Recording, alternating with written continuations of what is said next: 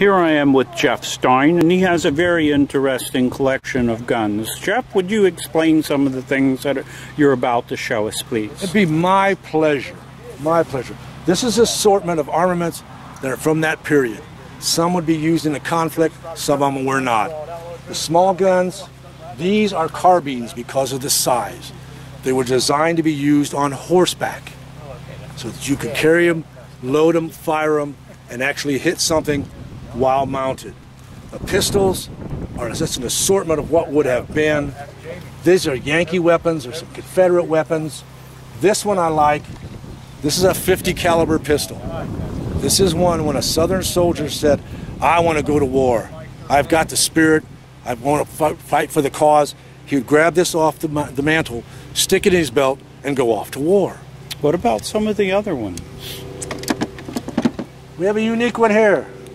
This is called a duck foot because it looks like a duck's foot. Very unique, very novel, terribly impractical. You would load all three from the front, and when you pulled the trigger, all three went off. Depending on where you're standing, you may hit somebody, you may not, but then you had to stop and load each one. Terribly, terribly impractical. There's a poster over there I see with a gun and a pistol there. John Wilkes Booth. Tell me about that weapon. This is called a Philadelphia Derringer. This is the size of pistol that John Wilkes Booth used to shoot Abraham Lincoln. It's .45 caliber. It's very light. You could stick it in a pocket. You could hide it. You could conceal it very well. And when he snuck up in Ford's Theater, he was 6 inches away from Abraham Lincoln's head when he pulled the trigger. This is what did the damage. This is the size of what he used. And then there was some saber swords. We have sabers and swords. A saber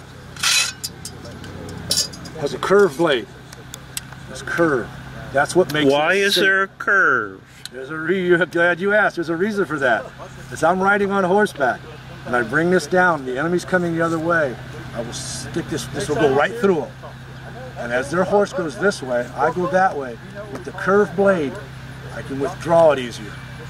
That was the reason that they used the curved blade. Now a sword, this is an officer's sword. You'll notice that it's straight. That's what makes it a sword. It's not sharp. It didn't have to be. I had soldiers with guns to protect me. What I would use this for is to give directions. I have all my soldiers behind me. They can't hear me give commands, but they would follow the point of the sword. They would know that's the direction they are going for. March forward, we could stop, get to a battle line, I would pull it down, get behind them, let them fire, get back in front to give them directions. That's what it was used for. There was a weapon that a lot of the early, let's say, soldiers that came into the area, the Shawnee called them long knives. And I see this rack of weaponry over here. And I can see that on these, there's bayonets that were fixed. So the Shawnee, did they recognize these long knives, or did they have a different type of a knife? They would use that. They would call that a long knife because of the bayonet. To them, that's a knife. They don't recognize it as a bayonet. It would be part of the weapon, so that makes it a long knife. They would also have flintlock muskets. Now, what's a flint? I know there's a difference between a cap and a flint. There's a flint stone on that, and that would come down and strike a steel plate. Correct. And you'd have a powder charge there, powder right and here. That would go into the hole and fire it off. And then when you pull the trigger, this flint scrapes against the frizzen, puts a spark in, and then makes the powder go off. Is that the weapon that the British were trying to sell the Shawnee to try to push the people out? Absolutely. Interesting. Absolutely.